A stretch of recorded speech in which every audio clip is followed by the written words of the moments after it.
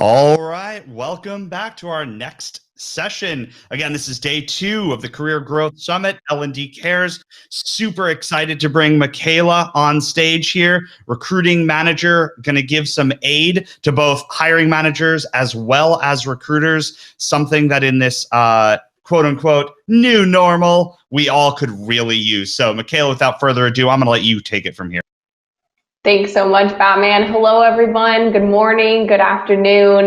Like he mentioned, we are very excited to share with you a little bit about our company, Synergis, and also just some tips on creating a job aid and to better our job descriptions.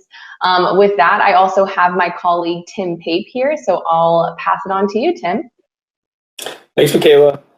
Yeah, to give you a little intro into who we are and why we have a unique view into both hiring managers and candidates is we are a managed service based offering here in the San Francisco Bay Area. Synergis provides L&D projects across large enterprise customers, and the unique view that we have is we handle the human capital management for many of those projects that we would hear from hiring managers that we have a year run rate, and we're going to look for a couple of different types of candidates for that project. So when we are looking at a project, what we're deciding on is how many people, what the job descriptions are going to be, what are the requirements going to be, and we help build out that process for both hiring managers and the candidate. And what Mikayla does is she works on the candidate side, so she gives me a fresh view of what they want to see when we are building out those job descriptions. Today, we're going to discuss the job aid that we currently use briefly. We're going to go through that probably in 10, 15 minutes, and then we're going to take some time at the end to get everybody involved. I think part of the theme of the day is, what do you want to learn and what do you want to experience? I think that's going to be very important because right now we want the candidates to feel that way when they're looking at our job descriptions. Moving on to our first slide here, it's aligning interest. That's the key to a job description. It's what does the hiring manager want and what does the candidate need to see to know they are a good fit for the role. First, it's super important right now to have a cultural match. I think we all know that. And to do that, you have to have them involved on your story and mission of the company. Job responsibilities and requirements is aligning just your day-to-day responsibilities. You need to be able to tell a candidate what they're walking into, and the candidate needs to be able to understand when they read the job description what that looks like. Lastly, we have to create some excitement. Right now, with the shortage in talent, and especially in the L&D world, it's an exciting time. We want to align excitement about the role and the project itself. So, all in all, we follow a couple of companies really closely. One of them is Glassdoor. Across multiple countries we surveyed, they said it's clear that job seekers are searching for a more meaningful place to work. And so that is a mindset shift that we have to take when we're looking at job descriptions. How is talent going to find us? How is talent going to find the job itself with us? Because there are tons of postings out there. So we start with our building blocks, and we ask our hiring managers questions with the companies we work with. To let you know, we work with a couple of tech firms here in the Bay Area that are large enterprise. We also work with small firms. Each one of them has their own story and mission. We also want to know about the job itself. We want to know what's required. And then we actually ask our clients why they would want the job. This gives us a really good view into how to approach this with our candidate pool, because I think that shows them what the excitement could be around the project or the position in the beginning. And right now, if you're not already doing it, we need a quick call to action, and we'll go through those steps next. So talking about story and mission, why is this important and what's important? We found in that same survey that Glassdoor did of adults across the United States, UK, and France, Germany, they would consider culture 77% of the time before applying to a job. And out of that same survey, 79% of those applicants would consider a mission and purpose before applying. And this was the big one. 50+% of candidates in that survey said that this is more important than the salary expectations for the position. That was a profound statement to what we're going through right now in searching for new talent. So therefore, we're going to jump into what we like to use as our job aid for our customers. All right. So once Tim comes back to me with a bare bones description of what his client's looking for, it's then my job as the recruiter to co-create a better job description with him and reword things to make the job sound more intriguing and exciting to candidates.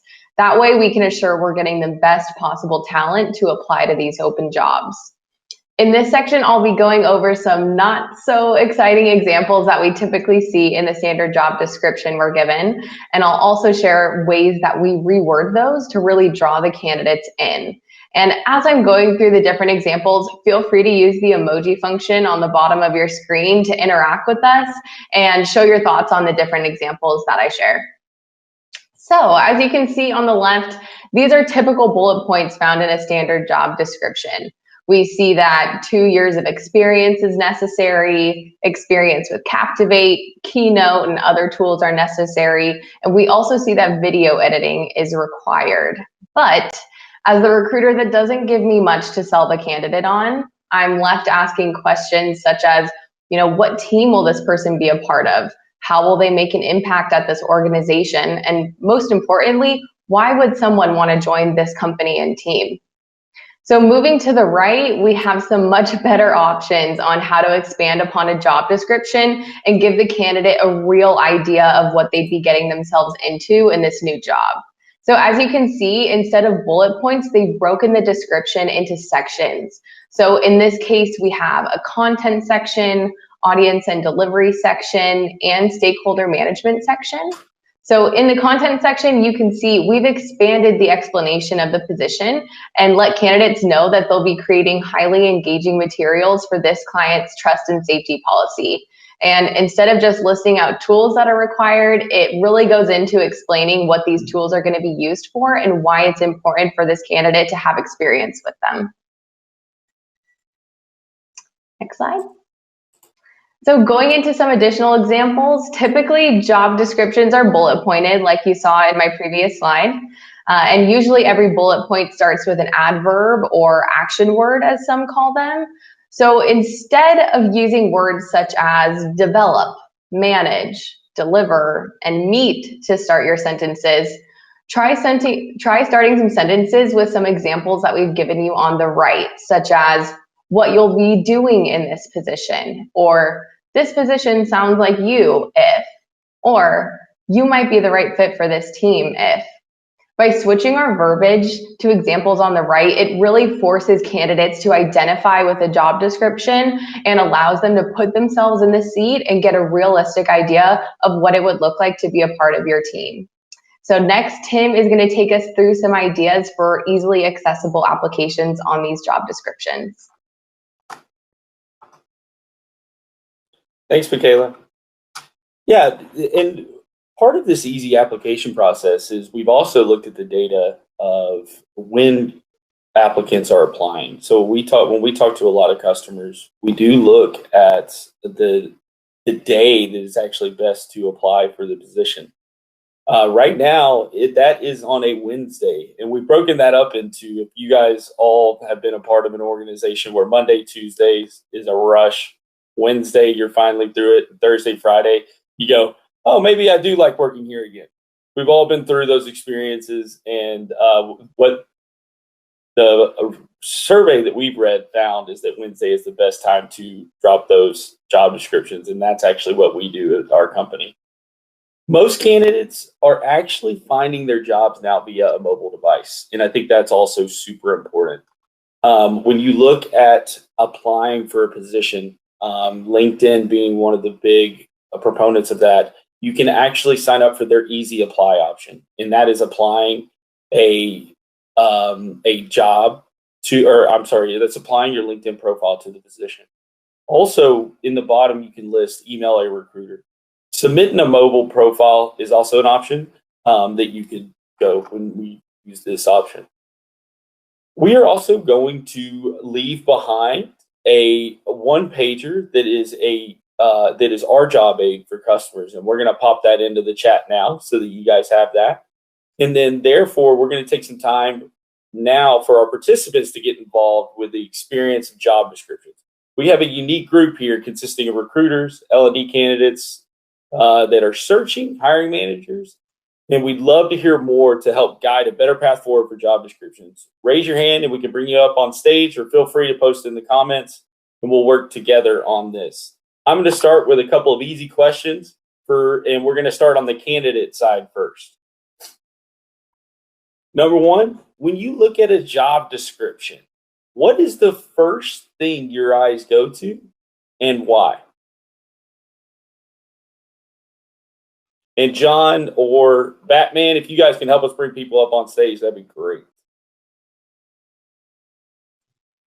Regrettably, Tim, I don't have the magic button that I can push to bring them on stage. But Batman's. Oh, I have the magic button. Thank you. Guys, come up and join the stage. This is a rare opportunity Tim and Mikayla are giving to be live and be an active participant in the community as opposed to a feed streamer. So, Justin, dude, you've been super proactive here. I'm not going to lie to you. I may invite you up on stage. Good choice. Yeah, and also I'm reading here. There's some comments in here that we can jump into. Somebody said the skills section is number one that they look at, and that is definitely a telling section. And a lot of times the way we like to break that down is opening up, like, what is your core audience going to be, especially in the L&D environment? What is the content you're going to be creating? I think if you think about that in the sections, you're going to get more experience. Go ahead, Justin. I mean, like I said in the chat, I want to look at the requirements. I want to see whether or not I fit. I also want to see whether or not it seems like they wrote the requirements to match the job description. So I want to have those requirements in mind while I'm going through and reading the rest of the job. Absolutely. All right. We've also brought up Ms. Letitia, who brought up the idea of looking at just the position itself, kind of like what is the title. And Letitia, would love to. I'm sure they'd love to hear from you a little bit. Hi, thank you for inviting me. There's a lot of terms that can be used for someone in L&D, and oftentimes you really don't know what it is the company is expecting from a candidate. And so when I look at the position, it gives me a sense of, am I going to be only working on content? Am I actually going to be designing and part of a team? And so that the title that's given to the position that's currently available lets me know how the company values that department or that position and that candidate. I hope Absolutely. that kind of made sense. No, it does. It does. I mean, I think that the job title is super important in today's world. I think we also have seen where the leveling in companies can come into play. And instead of calling things an instructional designer 1 through 16, companies are doing things where they'll move people into a learning experience designer, and they really are drawing out details to give you a better idea of what the position is. Great points. That is awesome. I also brought up, and thank you, Letitia. I brought up Danielle, who said, and I think this is really pertinent. I'd love to hear Mikayla and Tim from you guys. Danielle, would you mind repeating kind of what you said in the chat and your thoughts to go along with that? Sure. So for me, I'm always looking at the requirements and trying to gauge if I'm a good fit. Sometimes in the job description, it lists so many things that I think a candidate kind of backs off and is a little bit fearful, like, oh, I actually don't meet these requirements, when that's actually not the case. So just trying to gauge if you're a good fit for the job posting. And then to piggyback on Letitia's statement, sometimes, when I'm searching for a job, I'm punching in the title and I'm not even thinking of a job title that's actually listed because there are so many. So it is difficult. Definitely. As for the requirements, I know that's an issue that a lot of candidates face. So that's our job as the recruiting professionals, as HR professionals, to work with the manager who's hiring and say, hey, are all of these requirements absolutely necessary? What are your top 5? And then we educate them and kind of tweak the job description a little bit so that it reads kind of like I mentioned in my previous slides, you're going to be a good fit for this if. And you can really see those top requirements listed. Thank you so much for sharing. Thank you. Excellent. Thank you so much, Danielle. We appreciate that. I brought up Gabrielle next, who actually brought up a couple of points. One, it looked like was the requirements piece. But Gabrielle, can you speak to the point you just brought up actually about the level?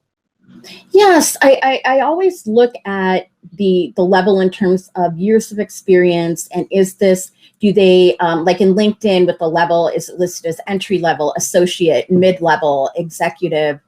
And part of that is, if you've been in the field for a long time, most job descriptions will not give you the salary range, but you can tell often generally what range it will be in based on the level and years of experience that they're looking for. If you see something that has they want all of these skills, but they only want people with 3 years of experience, that they're looking to pay someone a lower salary because of the years of experience, right? So those are clues that I look for in terms of not only is it a good fit, but also is the salary range likely to be within what my expectations are? Yeah, those are great points. Thanks, Gabrielle. One thing I was going to mention is when we are doing our job postings and our job descriptions, we actually have found that we're 75% more likely to get applicants if you actually put in a range for the position on Pape. And so it's super important for companies to do that. I know that a lot of companies are staying away from that, but right now it is super important. That's a good segue into kind of our next question, actually, is that since we've had some candidates talk about what they're looking for, I know that we have hiring managers on the call too. When I sit down with our hiring managers and our customers, but the first thing they say to me is typically, I need an instructional designer, or I need a LMS admin. And and then we break it down by the skills and everything. But they also have this underlying tone that's like, I need someone with this cultural fit or this cultural match. So I wanted to see if there's any hiring manager that would be willing to jump into the conversation here and talk about what's important for job seekers to understand before applying to your role. And why is that so important? There's a gentleman by the name of Christopher who wrote a very interesting comment and he's just happened to be on Fit. So, Christopher, would you like to join us on stage?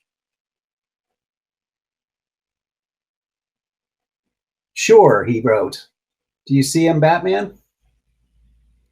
Oh, he is all right. So actually I work in the Bay Area at a university, and a lot of times I hear the word fit being thrown around, and in a university setting, fit needs to be, at least in that setting, but I think in all settings, fit just needs to be described a little bit more and what you mean by it, because it can sort of be taken out of context. Because when I think of fit, I think I'm going to fit you into this box and I need you to stay in this box and you should not color outside of those lines. But so are you wanting someone to fit in a role because you want to constrain them and keep them in that place? Or do you want them to be a part of your organization and kind of grow and thrive in it? So I think a better definition of the word fit and what that means would be great for both the candidate and and the person, hiring them. Absolutely. Yeah, it's not really a question. It's just, I just wanted to kind of throw that out there and have people think, because I think that has also impact on, DEI work, for persons of color, that are joining your organization, for persons who may be of a different gender identity or sexual orientation. So kind of taking those into context, and it's just things that as a hiring manager at a university, as well as someone, looking to move into the private sector, it's just something that I tend to think about, and, something that, I'd like other people to kind of fit into their own framework when they're on hiring committees or when they're hiring individuals or things of that nature. Yeah, Christopher, I think that's great. I think the wording that we use sometimes, that in when you're talking about your cultural fit, I think that some of those statements that we used earlier on, talking about you will thrive in this environment if, or what you'll do is, and leaving it open to interpretation from the job seeker themselves is huge right now, instead of just claiming fit. We've got about 1 minute left here. Time for maybe one more person to join on stage. Is there anybody who'd like to come up and contribute to the conversation? Ask a question, make a point, compliment Tim or Mikayla? And before we do, I wanted to mention I just put a shared Google Drive link for our job aid leave behind. So definitely take a look at that. Use it for creating your next job description, and let us know what you think.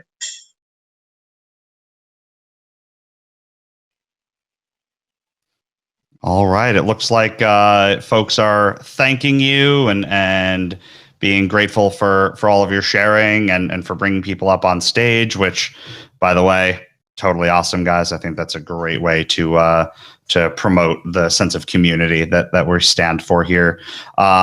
So with that, it is time. I'd like to thank both of you for joining. Batman. Yeah. Sorry to interrupt.